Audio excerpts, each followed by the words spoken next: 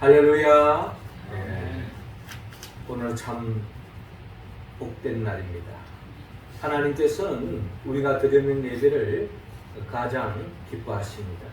하나님께는 영광이요, 우리 모두는 하나님이 예비하신 그 은혜와 은총을 충만히 받아서 한 주간도 이어지는 그 우리 일상 속에서 천국을 침노하고 그 하나님의 나라의 기쁨을 만끽하며 많은 사람들에게 그 기쁨을 전파하는 하나님 나라의 백성으로 살아가는 우리 모두가 되기를 주의 이름으로 축원합니다.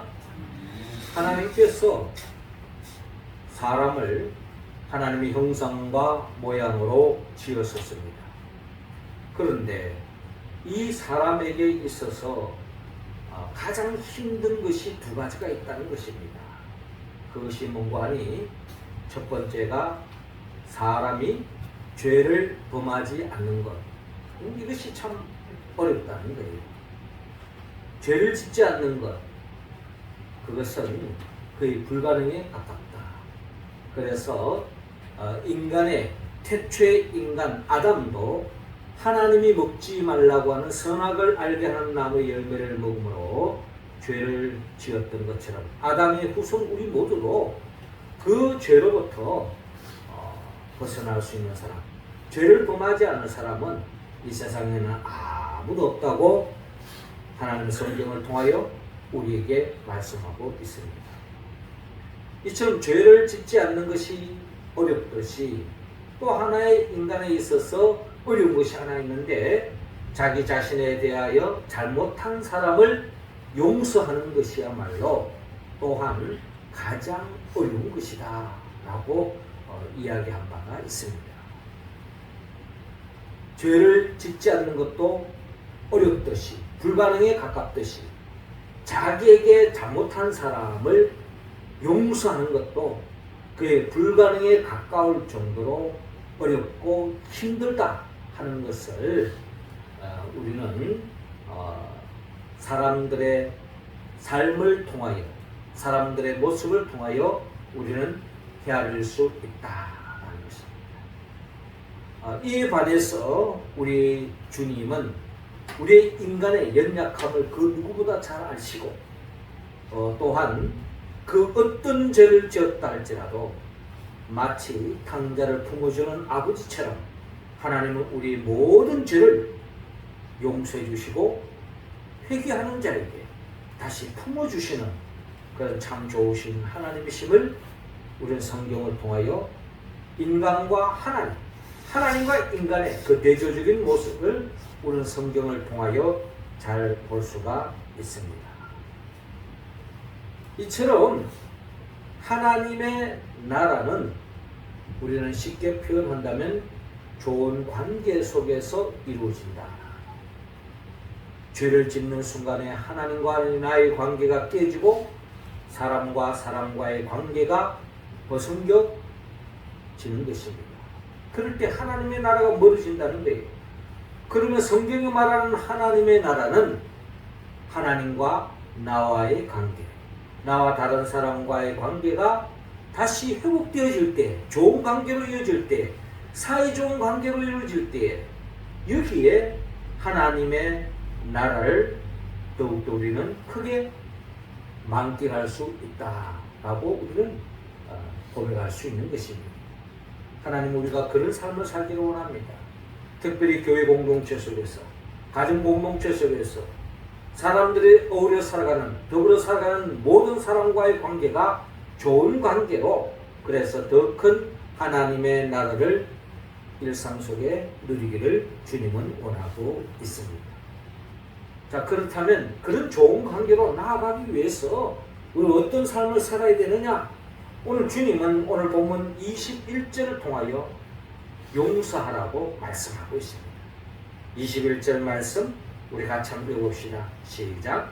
그때 베드로가 나와 이르되 주여, 형제가 내게 죄를 범하면 몇 번이나 용서하여 주리까? 7번까지 하오리까? 아멘. 자, 오늘 성경 본문 21절은 이렇게 시작하고 있습니다. 그때 베드로가 나와 이르되 주여, 형제가 내게 죄를 범하면 몇 번이나 용서하여 주리까? 7번까지 하오리까? 라고 말하고 있습니다. 그러니까 형제가, 특별히 교회 공동체 안에 어떤 성도가 나에게 뭔가 잘못했다는 거예요. 그랬을 때 그 사람에게 몇 번까지 용서해야 됩니까? 일반적으로 유대 탈무드에 통해서, 일반적으로 랍비들이 가르치는 교훈을 통해서 3번 정도까지는 용서하라, 뭐 이런 이야기가 있습니다. 자, 이런 말씀에 전통적인 그런 가르침이 있는데, 베드로는 한 발짝 더 뛰어넘어 7번까지 하오리까? 어떻게 보면 통 큰 마음으로 주님께, 누군가 나에게 잘못했을 때 7번까지 용서할까요? 뭐 이런 식으로 통 큰 마음을 가지고 주님께 물었던 것입니다. 자, 그때의 예수님의 답변은 22절에 예수께서 이르시되 내게 이르노니 7번뿐 아니라 7번을 70번까지라도 할지니라 라고 주님께서 말씀하고 있습니다. 베드로가 통 큰 마음이었다면 주님의 마음은 그보다 더 컸던 것 같습니다. 여기서 말하는 7번을 70번까지라도 하라라고 하는 말은 뭐 490번 정도는 해야 되지 않겠냐 하는 말보다는 끝까지 주님께서는 용서해라. 용서하는 자가 한마디로 복이 있다. 그리고 용서는 그 누구를 위해서가 아니라 네 자신을 위해서 용서하라 하는 말씀으로 우리는 본문 전체를 통하여 헤아려 볼 수가 있다는 것입니다. 지난주에도 제가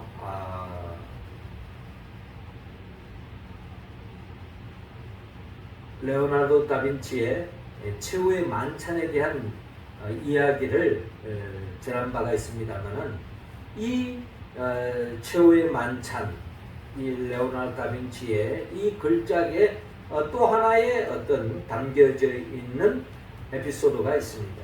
그것은 다름이 아니고 레오나르도 다빈치가 동료 미술가와 아주 심한 말다툼을 했습니다. 그래서 그 사람의 감정이 아주 좋지 않는 관계였던 거죠. 마침 이제 레오나르도 다빈치가 이 최후의 만찬의 이 글작을 주문을 받아가지고 그리고 있는 시점에 그 가룟 유다의 얼굴을 그림을 그려야 되는데 누구를 그릴까 하고 생각하다가 마침 자기가 아주 크게 말다툼한, 자기의 마음을 상하게 한 그 동료 그 얼굴을 이 가룟 유다의 모델로 삼아가지고 그림을 그린 거예요. 다빈치 의도는 그렇습니다. 이 작품 볼 때마다 많은 사람들이 이 가룟 유다에 대해서는 다 좋지 않는 감정으로 시선을 보잖아요. 그 친구 얼굴을 떠오르게 해서 그 친구에게 마치 원수를 갚느냐, 자기의 어떤 자기에게 상처를 준 그 사람의 좀 뭔가 자기가 할 수 있는 방법으로 그 사람에게 흠집을 내기 위해서 그 사람의 얼굴을 가룟 유다의 모델로 삼아가지고 그 사람을 모델로 삼아가지고 가룟 유다의 얼굴을 그 사람으로 그렸다는 것입니다. 그렇게 그려다 놓고 속으로 좀 고소한 생각이 났겠죠.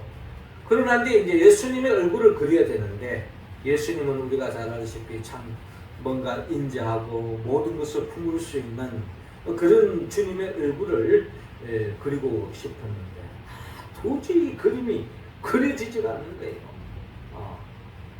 아무리 자기가 그런 그 어떤 미적 감각과 그런 그림 그리는 기술을 가지고 있다 할지라도 그림이 그려지지 않는, 자기 마음에 맞는 그림이 예수님의 얼굴이 형상화되지 않는 거예요. 묘사가 되지 않는 거예요.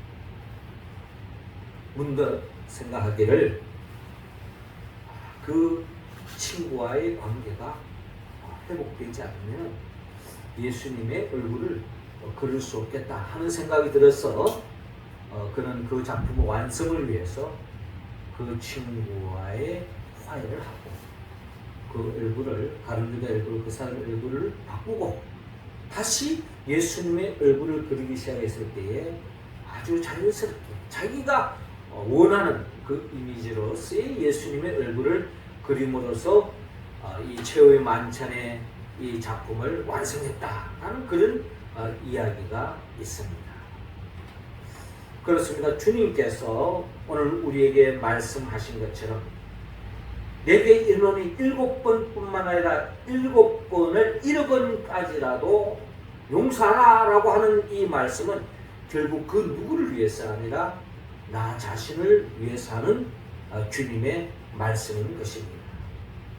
루이스 스메데스라는 사람은 이런 이야기를 했어요.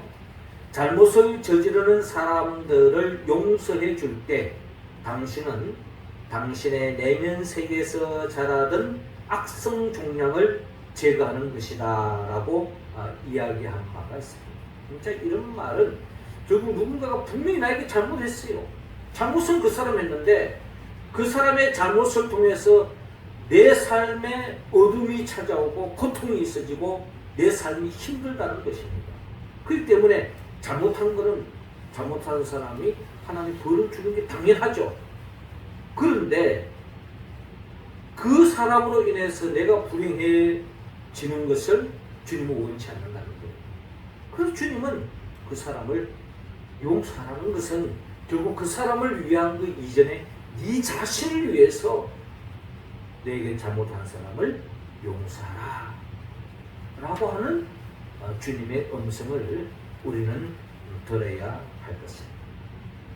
내게 이르노니 7번뿐만 아니라 7번을 7번까지라도 할지니라 라고 하는 말씀의 의미가 바로 거기에 담겨있다. 용서해야 할 이유, 그 사람을 배려해서가 아니라 네 자신을 위해서 용서하라 라는 말씀으로도 우리는 해야 될 수 있다. 이어서 주님은 오늘 본문 33절의 내용을 들여다보면 용서 또 용서하라는 주님의 음성을 우리는 들을 수 있습니다. 33절 우리 같이 한번 읽어볼까요? 시작. 내가 너희를 불쌍히 여김과 같이 너도 내 동료를 불쌍히 여김이 마땅하지 아니하냐 하고. 자, 이어지는 23절 이하의 이야기를 통하여서 주님은 또 하나의 천국 이야기를 들려주고 있습니다. 한마디로 어떻게 하면 우리가 이 땅에서 천국을 맛볼 수 있느냐 하는 이야기와 다름이 없다는 거죠. 이 말씀은 결국 용서와 연결되어지는 말씀으로서 23절의 본문 그대를 우리가 읽어보면 그러므로 천국은 그 종들과 결산하려 하던 어떤 임금과 같으니 결산할 때 10,000달란트 빚진 자 하나를 데려오면 갚을 것이 없는지라 주인이 명하여 그 몸과 아내와 자식들과 모든 소유를 다 팔아 갚게 하라 하니. 한마디로 그 몸과 아내와 자식들과 모든 소유를 다 팔아 갚아라 하는 것입니다. 요즘 만약에 그 누군가가 이런 이야기를 한다면 너무하다 이렇게 이야기할 수 있잖아요. 그럼에도 불구하고 요즘 간간히 보면은 빚을 져가지고 사채업자에게 뭔가 장기를 내놔라 뭐 이런 이야기도 간간히 들립니다. 그 정도로 아주 요즘도 그런 일들이 간간히 일어나는데 그 예수님 그 비유하던 그 약 2000년 전에는 뭐 이 이상으로도 할 수 있는 거죠. 빚을 갚지 않으면 죽일 수도 있다. 뭐 이제 이런 이야기 아니겠습니까? 그 종이 엎드려 절하여 이르되 내게 참으소서 다 갚으리이다. 갚을 때는 좀 한번 봐주세요. 좀 기회를 주세요. 뭐 이런 이야기 아니겠습니까? 27절에 그 종의 주인이 불쌍히 여겨 놓아 보내며 그 빚을 탕감하여 주었더니 그 주인이 참 그래도 마음이 좋았던 분인 것 같아요. 그렇게 사정하고 살려달라고 기회 달라고 빌었는데 이 주인이 얼마나 마음이 넓은지 탕감해 주었어요. 빚을 받지 않겠다라는 겁니다. 언제까지 갚아라? 뭐 1년 여유를 주겠다 해도 고마울 일인데 탕감해 주었다는 거예요. 그런데 28절에 그 종이 나가서 자기에게 100데나리온 빚진 동료 한 사람을 만나 붙들어 목을 잡고 이르되 빚을 갚아라 합니다. 마침 이 사람이 그렇게 큰 빚을 탕감받았는데 탕감받고 가는 길에 자기에게 100데나리온의 빚진 동료를 만나게 된 겁니다. 그가 주인으로부터 빚진 것에 대하면 아주 그냥 푼돈이죠. 아마 몇 천만 원의 빚을 졌는데 이 사람이 한 만 원 정도 뭐 이 정도의 어떤 비교할 수 없을 정도의 자기가 탕감받은 돈에 비하면 이거는 그냥 아무것도 아닌 푼돈에 불과한 그런 빚진 자를 만난 거예요. 그 사람 보고 먹살을 잡고 빚을 갚으라고 지금 요구하고. 그래서 29절에 그 동료가 엎드려 간구하여 이르되 나에게 참으소서 갚으리이다. 자기가 예전에 그 임금에게 했던 말처럼 조금만 기회를 달라. 제가 그 어떤 데도 갚겠다. 그 작은 돈을 갚을 수 없을 정도니 얼마나 더 딱한 사람이겠어요. 그런데 30절에 허락하지 아니하고 이에 가서 그가 빚을 갚도록 오게 가르치니. 한마디로 뭔가 법정에다가 경찰도 고소해가지고 고발해가지고 감옥에 집어넣었다. 이런 이야기 아니겠습니까? 그 동료들이 그것을 보고 몹시 딱하게 여겨 주인에게 가서 그 일을 다 알리니. 이런 광경을 또 옆에 있는 또 친구들 보게 된 거예요. 그래서 그것을 예전에 그 사람에게 엄청난 돈을 탕감해준 그 주인에게 그 상황을 이야기했던 겁니다. 하도 기가 차서 보는 사람들도 다 정말 상식 밖의 일이 벌어진 거 아니겠습니까? 이에 주인이 그를 불러다가 말하였되 악한 종아 내가 빌기에 내가 내 빚을 전부 탕감하여 주었거늘 내가 너를 불쌍히 여김과 같이 너도 내 동료를 불쌍히 여김이 마땅하지 아니하냐 하고 주인이 노하여 그 빚을 다 갚도록 그를 옥졸들에게 넘기니라 라고 주님께서 말씀하고 있습니다. 비유 말씀이죠. 내가 네게 그만큼 용서해주고 탕감시켜주고 배려해주는데 너는 네 친구에게 동료에게 그 정도로 못하겠느냐 하면서 괘씸해서 그 사람을 옥에 넣었다라는 이야기인 것입니다.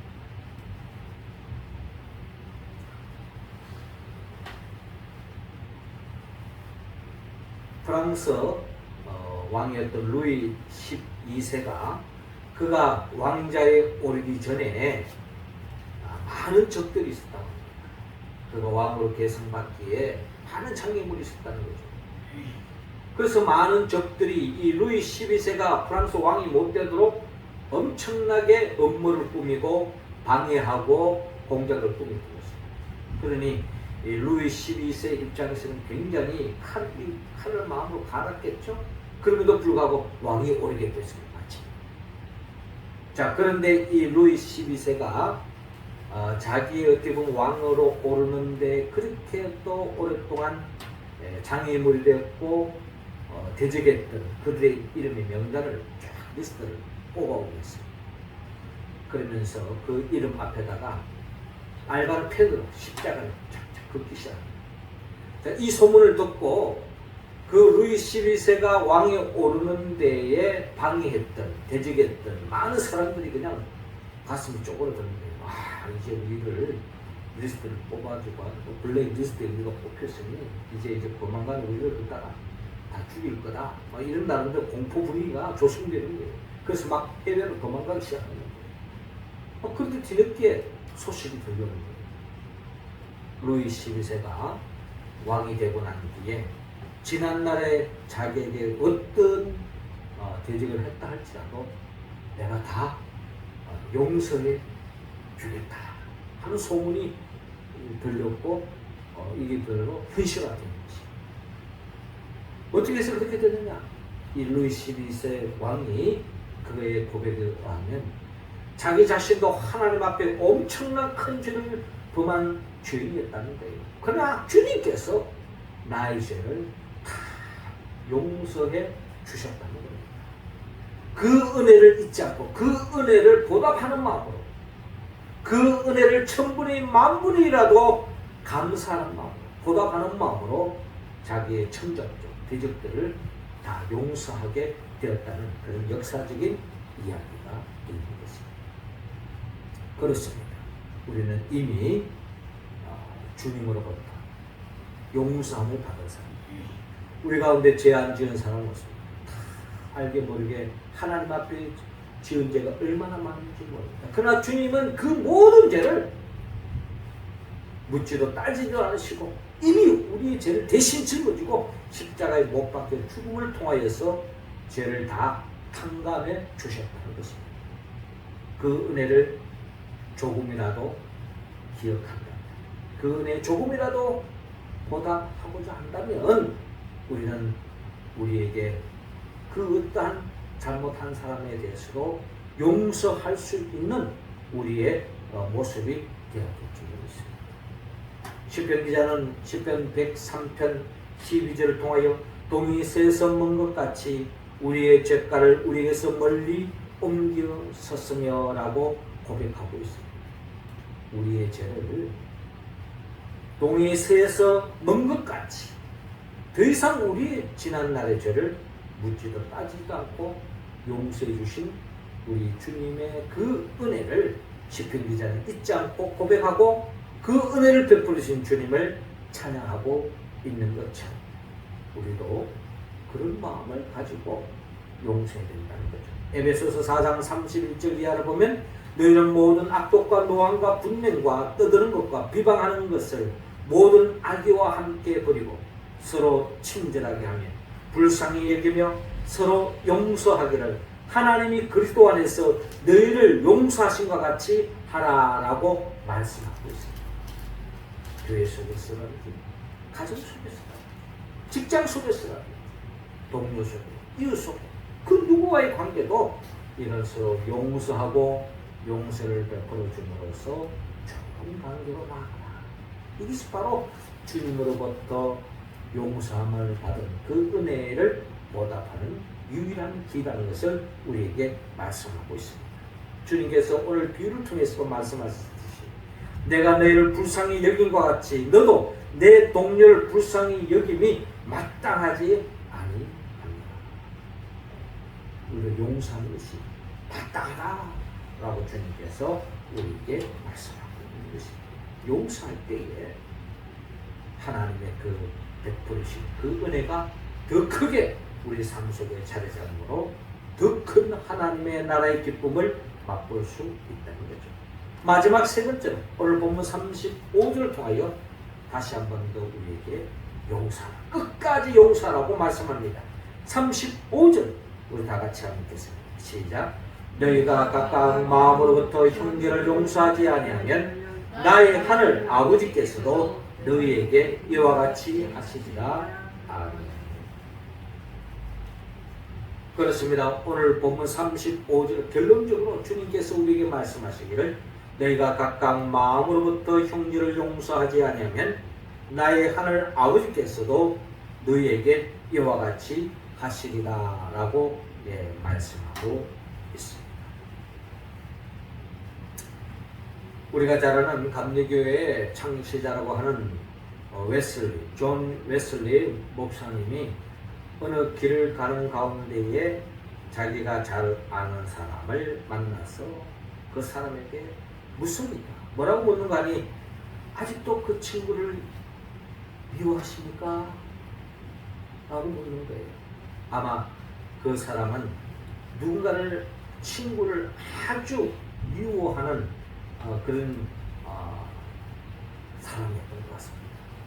그래서 웨슬리 목사님이 아직도 그 친구를 미워하고 있습니까? 라고 물었던 때예요. 그때에 그 사람이 대답은 그럼요. 웨슬리 목사님 한번 용서하시죠. 라고 또 말하는 것입니다. 그런데 그 사람의 대답은 나는 다른 사람들은 다 용서해도 그 사람만큼은 죽어도 용서할 수 없습니다. 아주 단호하게 이야기하는 거예요. 웨슬리 목사님 참 안타까운 거죠. 그럼에도 불구하고 만날 때마다 그런 이야기를 하니 웨슬리 목사님이 마침내 이렇게 대답합니다. 좋습니다. 마음대로 하십시오. 그러나 한 가지 분명히 알아야 할 것은 당신은 절대로 죄를 지어서는 안 됩니다. 그랬더니 그 사람이 또 하는 말이 왜 죄를 지으면 안 됩니까? 라고 반문하는 겁니다. 그때 웨슬리 목사님이 하신 말씀이 그렇게 남을 용서하지 못하니 당신도 하나님으로부터 용서함을 받지 못할 것이 아닙니까? 라고 대답했다는 그런 이야기가 있습니다. 주님께서 말씀하셨습니다. 너희가 각각 중심으로 형제를 용서하지 아니하면 내 천부께서도 너희에게 이와 같이 하신다 라고 말씀하고 있습니다. 주님께서도 주기도문을 통하여 우리에게 기도를 가르치신 기도 내용에도 마태복음 6장 12절에 우리가 우리에게 죄 지은 자를 사하여 준 것 같이 우리 죄를 사하여 주시옵고 라고 기도하라고 우리에게 가르치지 않았습니까? 그러니까 우리가 하나님으로부터 용서받는 데는 전제가 있다는 겁니다. 어떤 전제가 있느냐?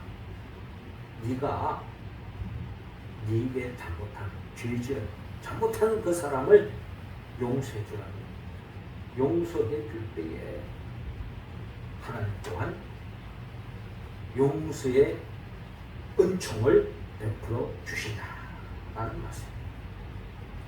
이어서 14절 15절 너희가 사람의 잘못을 용서하면 너희 하늘 아버지께서도 너희 잘못을 용서하시려니와 너희가 사람의 잘못을 용서하지 않으면 늘 아버지께서 너희 잘못을 용서하지 아니하시리라 라고 주님께서 거듭 말씀하십니다. 오늘 본문 35절 다시 돌아와 내가 각각 마음으로부터 형제를 용서하지 않으면 나의 하늘 아버지께서도 너희에게 이와 같이 하시리라. 결국 주님이 우리에게 용서하라고 하는 것은 그 누구를 위한 것이 아니라 우리 자신을 위한 것이다 라고 우리는 해야 될 수가 있다는 것입니다. 사랑하는 성도 여러분, 주님은 우리에게 더 큰 하나님의 나라의 복, 더 큰 하나님의 은혜와 은총, 더 큰 하나님의 나라의 복을 우리의 삶의 자리에서 충만히 누리기를 원합니다. 그래서 용서합니다. 그리고 또 용서합니다. 그리고 끝까지 용서하라 라고 말씀합니다. 제가 설교 처음에 여러분과 전했던 말씀처럼 사람이 가장 어려운 것이 죄를 짓지 않는 것이 사람에서 가장 힘든 것이 남을 용서하는 것도 가장 힘든 것입니다. 그럼에도 불구하고 주님은 우리에게 용서하라고 말씀합니다. 이 말씀도 우리 의지로 우리 인격으로 우리 결단으로는 불가능하다는 것을 우리 고백하지 않을 수 없습니다. 그러기에 우리는 성령님의 도움을 받아야 합니다. 성령님의 도움이 없이는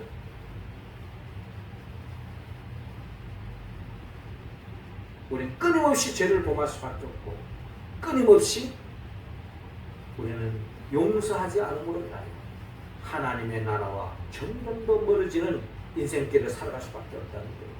그래서 우리가 성령을 받아야 돼요. 성령은 예수 그리스도의 영입니다. 예수님이 누구입니까? 예수님은 우리를 위하여 천지 만물을 창조하신 분이에요. 우리에게 성령을 주신 분이에요. 그 삶 속에 더 없는 하나님의 나라를 누리고 했지만 결국 죄를 지음으로 말미암아 그 복을 차버리고 말았어요. 그 복을 다시 되찾을 수 있도록 주님은 친히 인간의 몸으로 오셔서 우리의 죄를 대신 짊어지고 십자가에 못 박혀 죽었습니다. 죽은 자 가운데 3일 만에 부활하시고 성천하시고 그리고 우리에게 지금도 성령을 주기를 원합니다. 우리가 그 성령을 받을 때에 우리는 주의 말씀에 응답함으로 다시 잃어버린 한나를 되찾는 그 은총을 누리고 영원한 천국에 갈 수 있는 길이 열린다는 것입니다. 그렇게 하기 위해서 주님은 장차 재림하여 오시는 예수입니다. 그분의 영 보혜사 성령의 도움을 받아서 오늘 주님이 우리에게 그득 강조하는 것처럼 7번마다 7번은 70번까지나 용서하고 한마디로 끝까지 용서의 줌으로 하나님께 영광을 누리고 하나님의 예배이신 그 하늘나라의 그 복을 누리며 살아가는 우리 모두가 되기를 주의 이름으로 축원합니다. 기도드리겠습니다. 하나님 아버지, 이 시간 우리 한 사람 한 사람 주님 성령의 기름을 부어 주옵소서. 마가다락방에 내렸던 그 성령, 보혜사 성령을 충만히 내려 주시옵소서. 우리의 삶을 행복을 가로막고 있는 그 어떠한 사람, 그 관계 주님 안에서 용서하고 용서를 베풀어 줌으로 인하여서 그 없는 하나님의 나라가 좋은 관계 속에서 펼쳐지는 그 역사를 맛볼 수 있도록 인도하여 주옵소서. 예수님의 이름으로 기도드리옵나이다.